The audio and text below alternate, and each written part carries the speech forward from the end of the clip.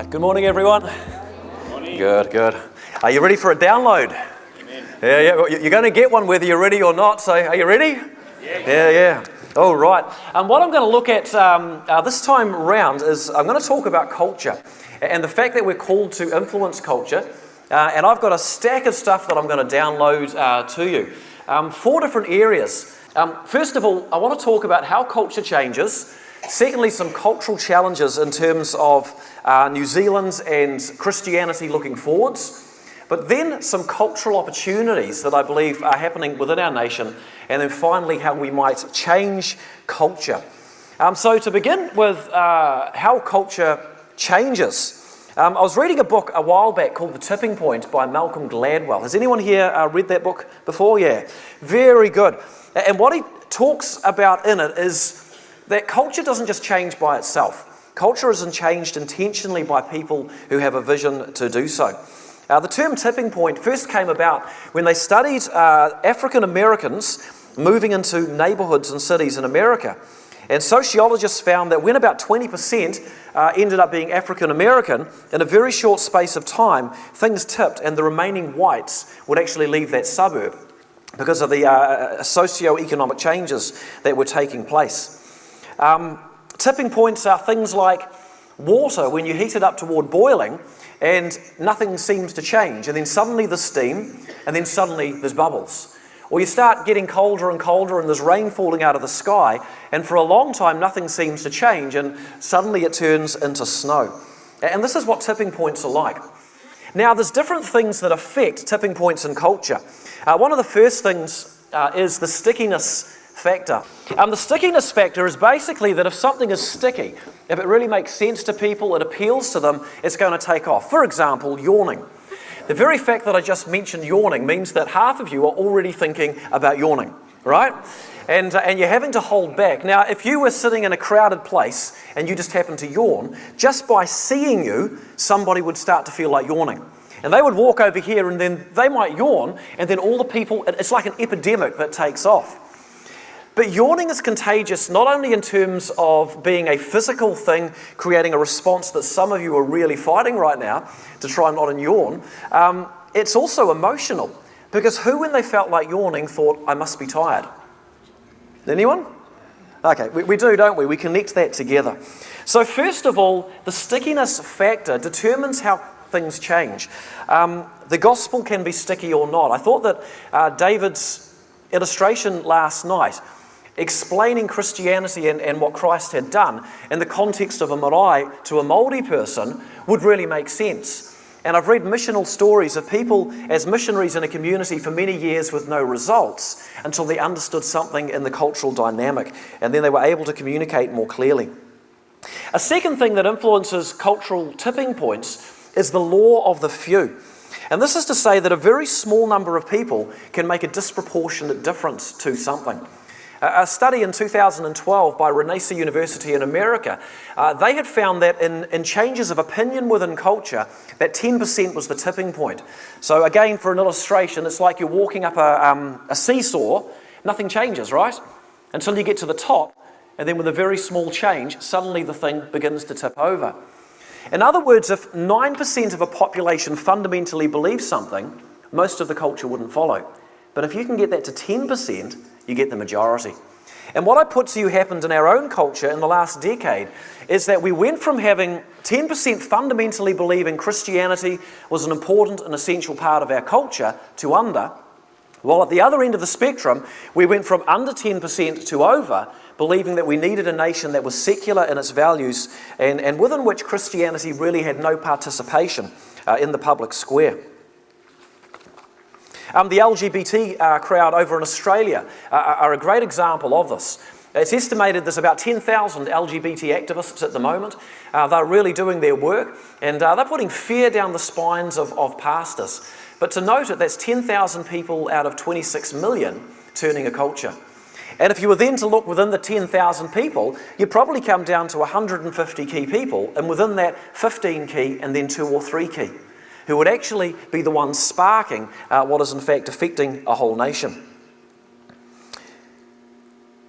The third factor in cultural change that he talks about in the book is the power of context. For example, a flu.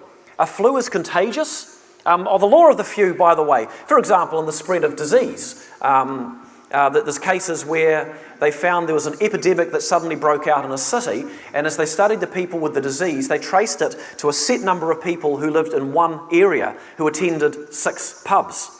And then when they surveyed the 800 and something of those people, they found it was only 140 of them that were responsible for spreading the disease to any more than one person.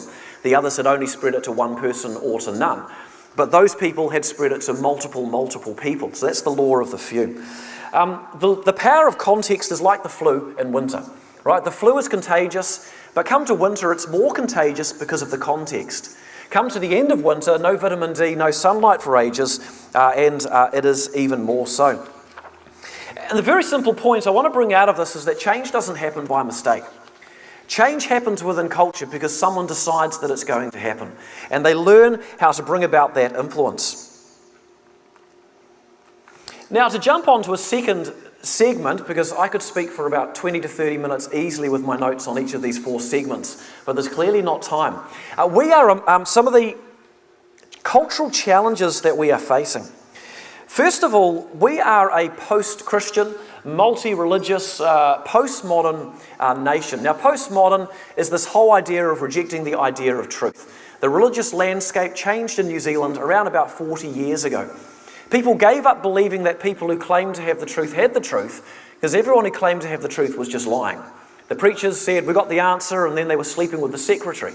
Right? The government said, "We've got the answer," and then there was Watergate.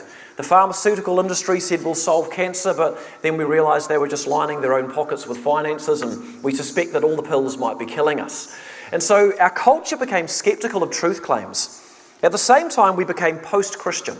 I reckon the sexual revolution was the main driving force. We wanted to separate sex from moral responsibility and accountability, and the Bible stood in our way. And so the baby boomers and some of the Generation X's had this inbuilt conscience when it came to certain moral issues because of their upbringing. So they felt bitter toward Christianity, and so you had 30 years of negativity in the public square toward Christianity as they worked out their own guilt complex and tried to break free of that. But we aren't really post-Christian anymore. We're a new term, which I think needs to be coined as a technical term. We are not Christian. In other words, we now have generations growing up who would do things that break Christian moral standards without a single pang of conscience whatsoever. They have no Christian foundation at all in their basic teaching. So you could say that's a challenge. Secondly, we're suffering from family breakdown. It's an epidemic. It affects every area of our society, but we're doing so in an environment that's saturated with sexual politics. If politicians were to stand up for the importance of marriage, they might be accused of discrimination against single-parent families or blended families. And so to even talk openly about these things is becoming increasingly difficult. Yet at the same time, nearly every societal problem that we have can be stemmed to family of origin dynamics. I think Bob McCroskey's work is fantastic. And just some statistics on our own nation from the last 10 years.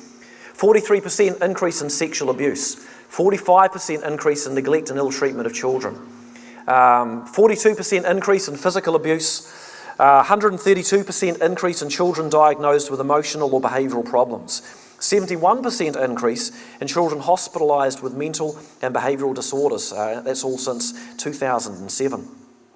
We've got a suicide rate which is going higher than we expected. We've got a mental health department which is unable to cope with the sheer pace at which young people are coming looking for help. Another cultural challenge we have is that children are being intentionally indoctrinated with a secular religious worldview. And this is really becoming increasingly intentional. To skim across a number of quotes here I have from different people. Human beings, according to a report by Dartmouth Medical School, are primed biologically to seek moral and spiritual meaning. Children are hardwired for it. Dr. Justin Barrett, senior researcher at the Oxford University for Anthropology in the Mind. Young children have faith even when they have not been taught about God by the family or by school. Even those who grow up alone on a desert island would come to believe in God, he suggests. Another qualified person observes that Japanese children spontaneously attribute the natural world to the work of the Creator God, or a Creator God, even when it's contrary to the belief of their parents and their teachers. Praise God, the glory of God is revealed within the creation. But the environment that we live in sees this as a problem. And so Gerso in England proposes the solution to this terrible problem. It was through the lobbying of the British Humanist Association in England that they changed a few rules, and they now teach evolutionary concepts at age 10 and 11 instead of 13 and 14 to try and undo this mistruth that's developing spontaneously in the minds of children. And here in New Zealand, you can be taught evolution in a primary school with 5 and 6-year-olds if you choose to use the Hamilton Zoo's program.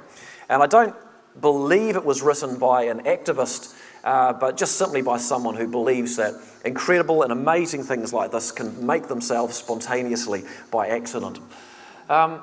Fourthly, there's a growing increase in religious discrimination. I've got lots of stuff on this with very little time to cover it because it's the backdrop to the fourth part of the message. But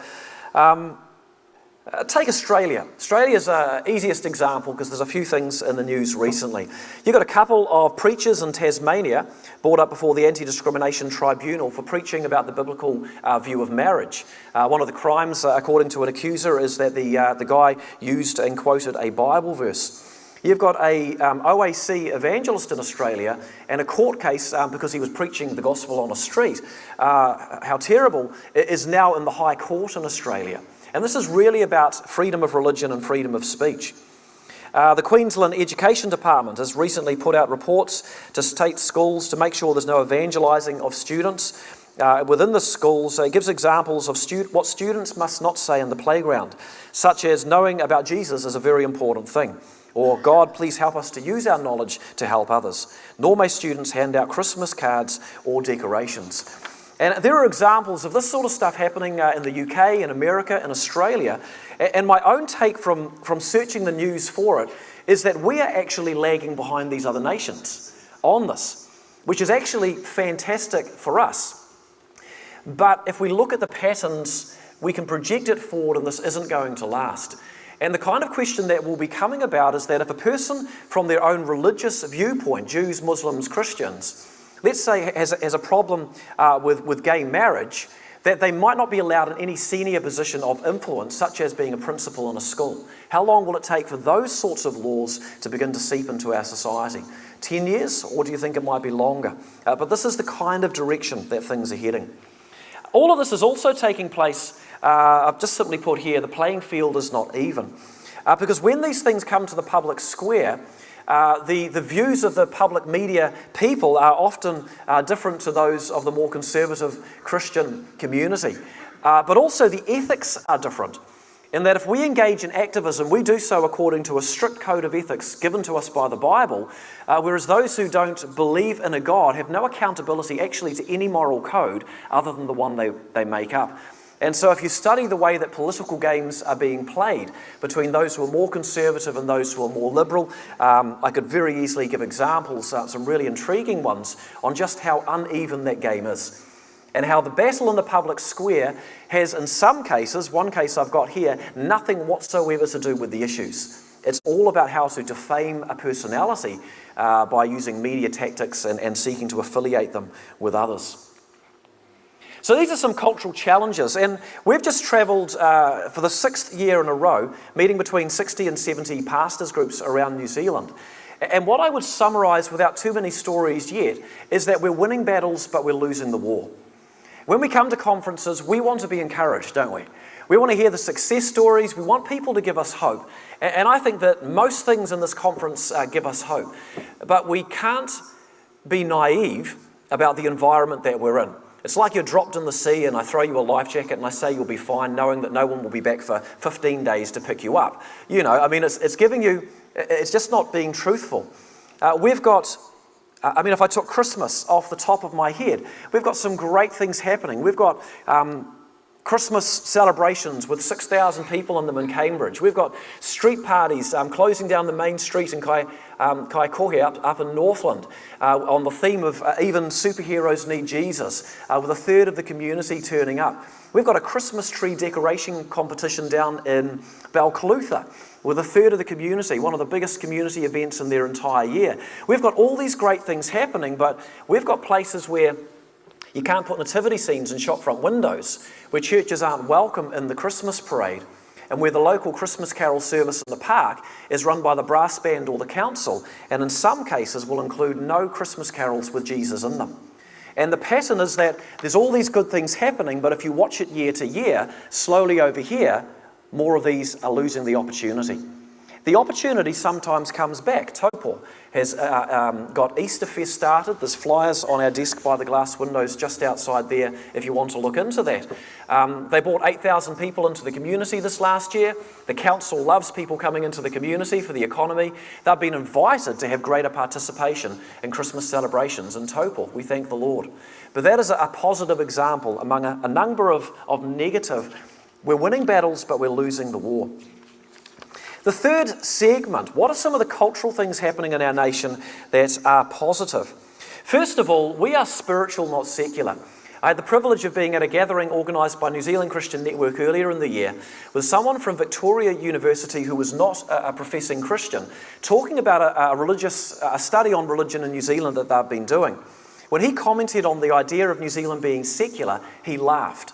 And it just gives you an idea of the scenario. We're not irreligious. Ticking no religion doesn't mean we're not religious. We are decidedly spiritual with a very wide range of beliefs, but generally sitting inside that higher power, pantheistic sort of gemalt. It's an opportunity because a great conversation, if our prejudice and agenda is put aside for a while, really is no further away than a good question. Secondly, one of the positive trends I see is a global trend towards post-secularism. And I think the writing's so far on the wall, we could say we're in the early stages of it. Whether it will take 5 years or 50 years to turn a corner, I don't know. What was a vote for Trump? What was a vote for the Brexit? Consider France, and here you've got the most secular Western nation on the planet. Then you've got some cartoonists who offend a few people and they get themselves shot, and then you've got protesters with signs, "We are Christian," in the most secular nation in the West. What's going on here? Italy, people declaring Italy a Christian nation. Why? They've just had a few million Muslims from Syria come into their nation. You see, birth statistics, one of the easiest nations in Europe to remember on this is France, because the average French woman has 1.8 children, the average French Muslim woman has 8.1 children. So you project that line forward, and it's the same in numerous other countries through Europe, and you begin to get an idea of where culture is heading. And so the West is waking up to this idea that we've been telling ourselves that we have to accept all religions and all religions are equal. We have to accept all religions. That's actually a Christian thing. God gives freedom of the will, freedom of religion and speech come out of Christianity. Martin Luther standing up against a controlling church for the rights of the individual to choose to believe what they want to believe. Bishop Pompelia in New Zealand in 1840 at the signing of the Treaty of Waitangi saying, hey, what about freedom of religion? To which Hobson, Williams and Colenso say, oh yeah, sure, let's, and they pen a couple of phrases and add it to the Treaty of Waitangi. So yes, freedom of religion, but all religions are the same. Our culture's beginning to wake up to the reality that all religions aren't quite the same. And we're beginning to ask, well, who are we? Because if these people, let's just for one example say, treat women badly, we don't believe in treating women badly. So where do those beliefs come from? There's incredible opportunities there. This is the reason why I am convinced, just as a little extra, why the importance of story in these three areas is really right up there. If we want to have effect in the public square, if we want to sync with a global cultural wave that we're at the beginning points of, we need to know about the Christian influence in New Zealand history, in global history, and in people's lives today. And if we can hit the right DNA in our communication, you can even get examples like a Gisborne newspaper a couple of months ago, the Gisborne newspaper, I don't know what it's called, cover story, full-on Christian testimony of a lady who'd been into everything challenging and her life was sort of a mess, and she was at the celebration centre actually up in Kaikohe in Northland, and then she came across to Gisborne and she's given her life to Jesus and she's just radically transformed. So these stories in a multi-religious society can even be the covers of newspapers if we learn how to play the game. Consider a recent quote from Richard Dawkins when he was asked about whether he thought that religious studies should be banned in schools over fears of children being brainwashed. He said, "This is an important part of our culture to know about the Bible because so much of English literature refers to it." Who would have ever thought that you'd be having Richard Dawkins beginning to be an ally for religious education in school? Now, he believes that all religions should, however, be taught, but I suspect he would suggest that Christianity gets the bigger portion. And just to note it, I agree with that. I mean, teaching of religions, how terrible. But I was taught about religions in Bible college. It's not bad to understand religions, though there is a question over what is taught. But just to point it out, these are cultural changes in viewpoint. A famous quote from January or February last year, Richard Dawkins asked about extremism in Christianity. He says, "There are no Christians, as far as I know, blowing up buildings. I'm not aware of any Christian suicide bombers. I'm not aware of any major Christian denomination that believes the penalty for apostasy is death. I've got mixed feelings about the decline of Christianity, insofar as Christianity might be a bulwark against something else. That is a restraining wall." You see, where does dignity for human life come from? Oh, Christianity. Where does the equality of the races come from in history? Thank you, Christianity. What about the equality of the genders? Thank you to Jesus and Christianity. Our concepts of charity. Now, I discovered recently it was the Clapham Group, William Wilberforce and co., who actually tried to make giving money to charities fashionable. Until that point in time, to note it, giving money to charities was not a fashionable thing for rich people to do. Where does education for all come from? Hospitals, the scientific age as compared to just science itself. The idea of sexual restraint as a foundation for a healthy society, our justice and law systems, our accounting systems, the separation of powers, government and church separate deliberately, which I'd call Christian secularism. I think the word doesn't have to mean what it is said to mean today. Capitalism, the ability to invest money and get interest without it being called usury, the freedom of speech and religion. Thank you to Christianity, all the way through. We have a story to tell. So let's jump on. We still have those freedoms of religion and speech, and we also still have God. God is with Christians, and Christians have proven themselves able to turn culture. Let's move on to the final segment. How are we going to change culture? It's simply called activism. 10,000 LGBT activists in Australia, 26 million people. How many activists in New Zealand? By comparison, do the math, maybe 1,500, maybe it's only 1,000, yet exerting a big influence. How many evangelical Christians in New Zealand? 350,000 at least. 47% subscribe to Christianity at the previous census. That's at least about 2 million people. What's wrong with this picture?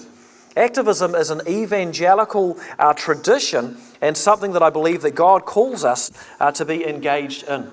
Now, some simple starting points to align our thinking. Where does truth come from within our society?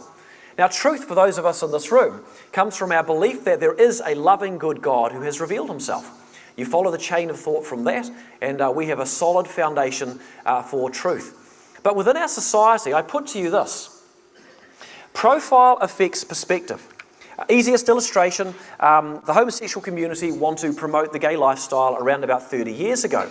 First of all, they changed their name to gay, which means happy. It's about branding. Secondly, they decide to buy a corner building so they can have a private celebration each year. No, that's what churches do. No, they decide to go to Queen Street, the most popular street in the nation, and to have a hero parade, labelling themselves, therefore, the happy people and also the heroes. They then have their parade and all their flamboyance. They make sure that the media are there, with very few people in media being supportive of their cause at that point in time, with the click camera and the video camera rolling and people writing the story. And they do it that year and the next year and the next year and the next year. And do you know what they do next? They do it the next year and the next year and the next year and the next year. You know what comes next? We've got to learn from this. They're genius. They do it the next year and the next year and the next year. Because if you put things in public profile, it affects perspective. It tells the nation part of who we are and what people are like. It informs opinion. And for our secular nation, that perspective defines the truth. This is what I believe we have to understand. To have our truth and to keep it to ourselves and to keep it within the scope of our own church programs and to see the public space as being secular and separate to the religious space is not only a bad theology, because God doesn't see either of those divisions. It's God's planet after all, but it's strategically going to bury us. David Bebbington, a book that Glenn Carpenter told me about, I got the 4 points from Glenn. As evangelicals, we believe in conversionism. People make their own choice to follow Christ. Biblicism, people need to believe and obey the Bible. We do as Christians. We believe in crucicentrism, that our worldview in all areas is as if through the lenses of the cross of Christ. And finally, we believe in activism. We don't just have the gospel of salvation by which we preach the gospel for the salvation of the soul. We have the gospel of the kingdom through which God desires to redeem the entirety of the cosmos. In the Lord's Prayer, Lord, may your will be done on earth as it is in heaven. And activism is what I believe we need to get back to. Understanding again some of the thinking behind this. The question we've asked the last few years regarding evangelism is, how do you tell the truth to someone who no longer believes religious truth exists? And the answer is, please, you can't. That's right. Which begs the question, what can you do? And the answer is, you can talk with them about it. It's called conversation, and conversations are never further away than a great question. Instead of using the word someone, how about we replace that with a nation? How do you tell the truth to a nation that doesn't believe religious truth exists? And the answer is you can't. But it begs the question, what can you do? And the answer is, we can talk with them about it. This is entirely acceptable in the public square within our current cultural environment. Do you pick what I'm saying? There's a very slight difference, but it's a very significant one. How many complaints do you think we had for the Third Hope Project effort? 1.4 million homes, 250,000 spare booklets given out by people like us, all of us. Television ads, 2 million New Zealanders seeing it, an average of 5.4 times. Hundreds of thousands visited websites, only about 30,000 engaged for long enough to be called meaningful in the Third Project. How many complaints from the entire nation? I mean, we're putting religious literature in the letterboxes of 85% of New Zealanders. And the answer is less than 20. And the majority of those complaints came from people who had booklets put in no circulars letterboxes, which is against the law. So we clarified that we didn't do that, and we apologised to them. And they were at peace with that. So why? Because the Hope Project has never said Christianity's true. The Hope Project has said that Christians believe Christianity is true. And does the atheist agree with that? They do, don't they? So our founding proposition is something that everybody agrees with. There are ways to converse. So how do you engage with a community? And I want to give us a little thought box here to try and hang a whole lot of things upon. First of all, community engagement is the one thing that our churches are doing reasonably well. I say reasonably well because we have lots of community programs, but we're often failing in articulating, communicating, connecting people with the gospel. In Christian theology, the mission of the church is to make disciples of non-disciples, evangelism and discipleship, full stop. However, in Christian theology, the message of love, the gospel, and the works of love, all our acts of charity, are together. You cannot separate them either way. To only do the gospel is loving but dumb. Right? Give a hungry man, I come up to a hungry man eating a sandwich, and I go, oh, here's a tract, and I walk away still eating. Right? I would say it's loving because you've actually got clear thinking. Because that's actually more loving than the reverse, if you think about the implications long term, but it's very dumb, right? Take the reverse, I would say that is unloving. It's kind of self-conceited, doing what makes you and him feel good, but actually not doing what's most important. We can't separate them. Community engagement though, food banks, CAP, marriage courses, mainly music, after-school care, counselling centres, chaplaincy, 24/7. Our churches are doing a stack of amazing things. We're quite good in this box. Let's look at the next box, individual activism or individual engagement. This is something that we're quite weak in, and by God's grace through all of us, we will continue as church ministries to encourage the church as a whole to really proactively engage in equipping and mobilising the saints for the work of the ministry.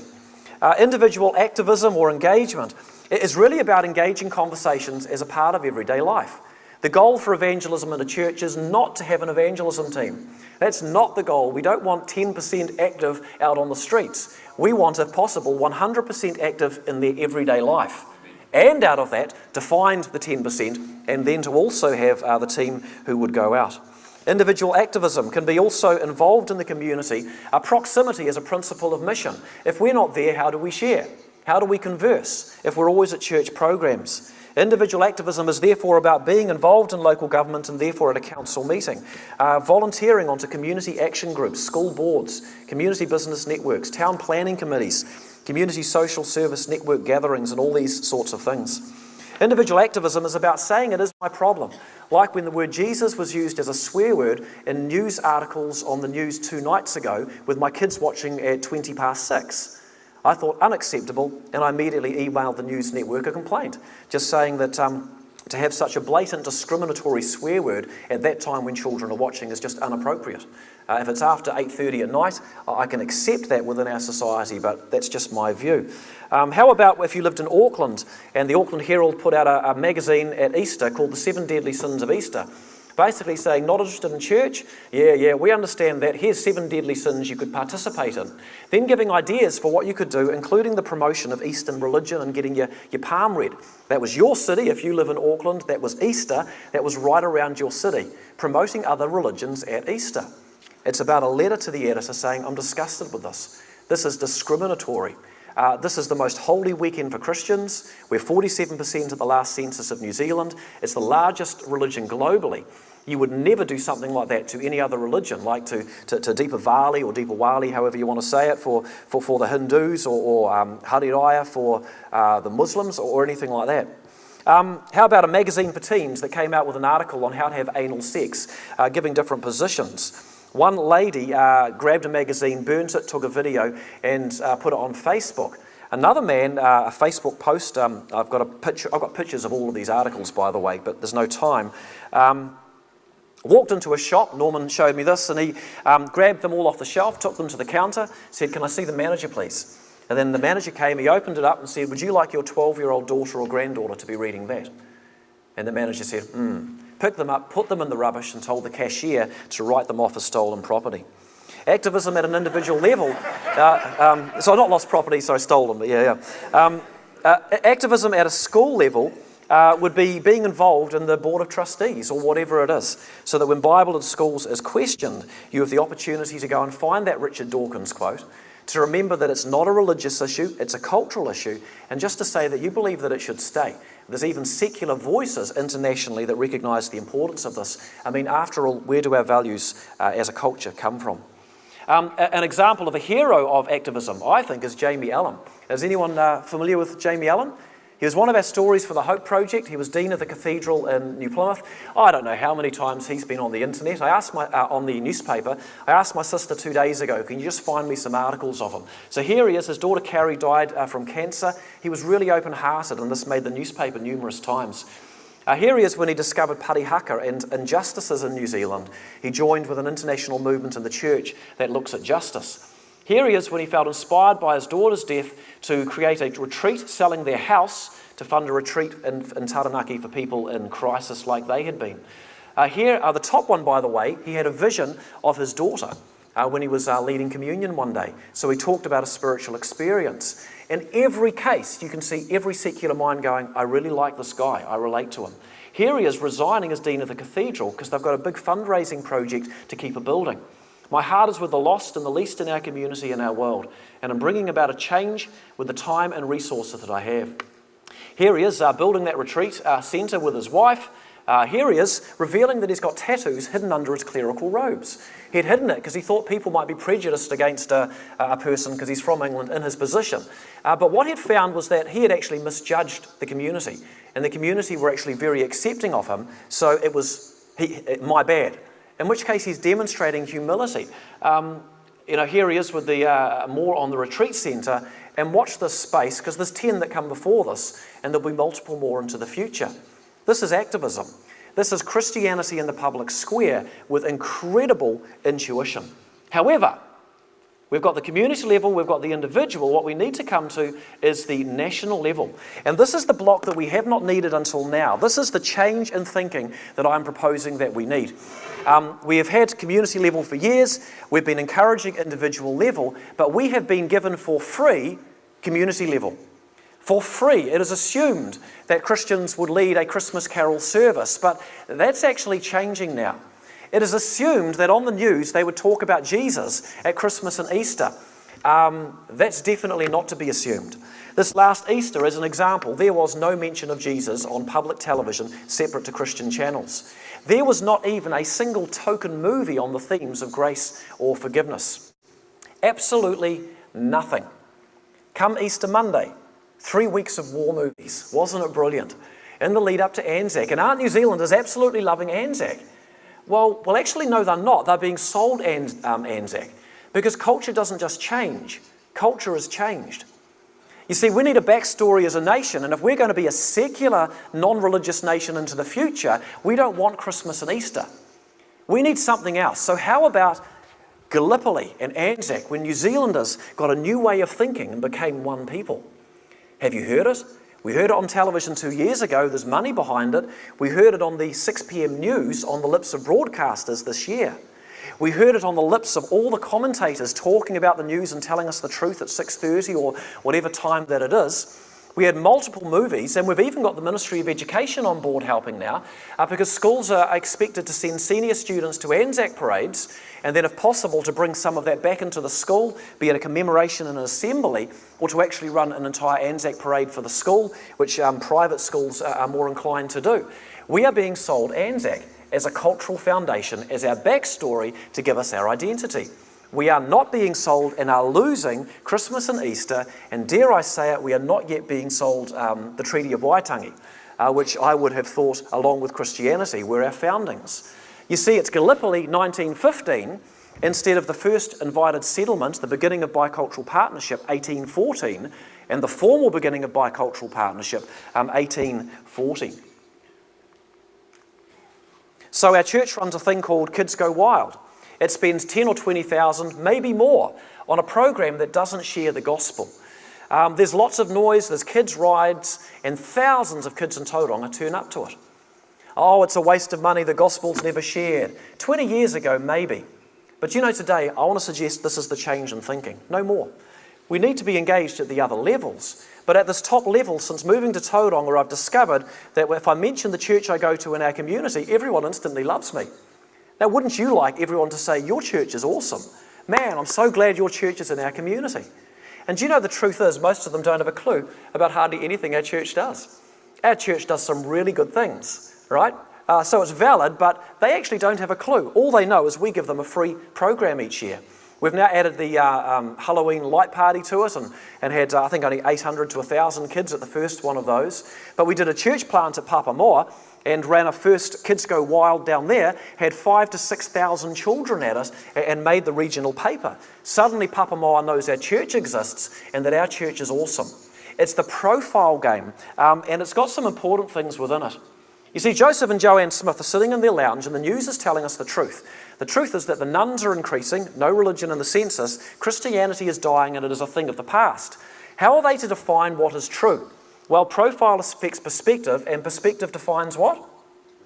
That's right, not for us, but in our society. So let's break down the statistics. 6 out of 10 Australians were unaware of having any church-going friends. To break it down, it means that 4 out of 10 non-church people plausibly have a Christian friend. 40% could be reached if individuals were mobilised with the gospel to engage conversations. It means that 60% need to be reached through combined things that we do together, that's of the non-church population. However, of the 40%, we're not all mobilised, are we? Let's be generous and say that 25% of the members of our churches are mobilised. That may be too generous, I don't know. That would reach 10% of the non-church population. Let's say our community ministries are really good. We're learning from Love Your Neighbour and engaging in things with the gospel, some great seminars this afternoon. We might get to another 10. What I'm putting to you is that 80% of the non-church population have no one trying to connect Christ to them. This is the situation. Are we doing well in our mission? I could tell you some great stories, but every now and again we need to do a reality check because it might affect our perspective and it might begin to change our strategy. It might help us to realise that all these organisations are fantastic, but we aren't scratching the surface of what we need to do to achieve our mission. And our 3,000 churches, whip-de-doo.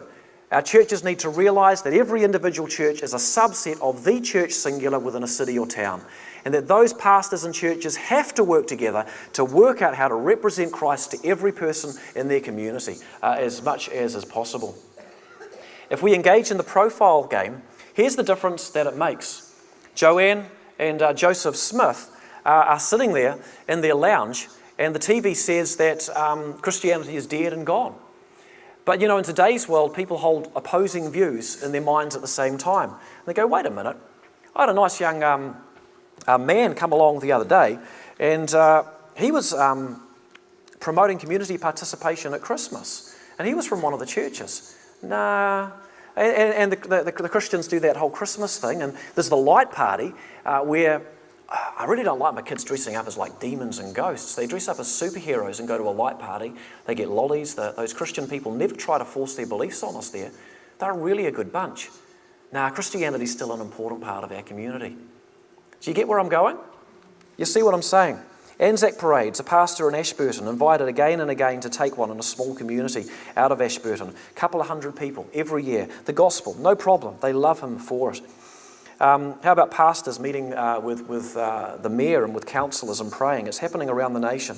How about a New Plymouth drama that has thousands of students come to it every single year from schools, and they hear about the whole gospel bussed there by their schools? How about toting a walk-through at Christmas in the Seventh-day Adventist Church, different churches working together that portrays Christ and gives opportunities to take literature? How about the big Christmas thing I mentioned at Cambridge with thousands of people attending, Christmas in the Park? Easter, there's a walkthrough at Bethlehem Baptist. Thousands of people go through it. Light parties, did I mention Alexandra? 1/3 of their community turn up to the light party, the biggest community event in the year. Whakatane, 14 years running, a light party, 5,000, 6,000, 7,000 children per year. Biggest community event in their community within a given year. I have more examples, but I'm completely lost in my notes. To give one example of something that we're playing with, though, is that we can do this at a community level in pastors' groups and innovation in a geography, a city, but we also need to do it in national media. What we are proposing around the country this year is that we actually need to take Christmas and Easter back. Not in any militant way, but we're proposing the Hope Project every Easter. I don't know if I've got slides here. I don't think I have. Because we've already done it. But we did it because it was a novelty, and it was the bicentenary, and it was a chance to seed the nation with the gospel 3 times. But what we've realised is that we actually need to do it as a habit because something changed in our culture. We have crossed a tipping point. Christianity is now being removed from the top of those 3 boxes. So the Hope Project for $660,000 per year could put booklets about why we are Christian as a nation, telling story into letterboxes as well as television and web. It serves to return Christianity to the public square at Easter. It serves to re-educate us and our nation on why we are Christian in our heritage and values, and we're seeding the whole nation with the gospel each year. $660,000 is half the amount that a church of 25 people is spending on a building project currently. Amongst all of our churches, it's an amount that we could afford. And just in case there's any confusion, I believe we need 1.1 million, not 660, because I think that we need to coordinate with marketing prowess, similar programs but without literature for Christmas, and a similar kind of media project around Valentine's, based around family with real marketing prowess on how that's done. Promoting the marriage courses and all that of Alpha, promoting Focus on the Families courses, promoting Parenting Places courses. So instead of promoting the ministries, it will promote the local churches engaged in your community, CAP as well, helping families. And where we didn't used to give money to this because money is inside a church and it goes to the denominations, what we need to realise is that we actually need some representative voices in our nation, and we might be one by God's grace. This is about creating space for more innovation to take place, because freedom of religion and speech is a case of use it or lose it. So 1 minute to landing. Profile, therefore, counts. This is what I'm saying. And as a part of our wider gospel efforts, so long as the gospel is within what we are doing, a conversation in the public square has to start as an open 2-way conversation. We have to play the profile game. We're no longer being given profile for free, because this profile defines the truths of our nation, which are the starting point for our God conversations. To put it differently, final statement, seeking to positively affect culture and thinking in a broad scale is therefore an important, strategic and even necessary thing for us to be doing into the future. Father, I submit this long chain of different thoughts to you, and I ask that you would help us each to reflect and to take away whatever is relevant to us.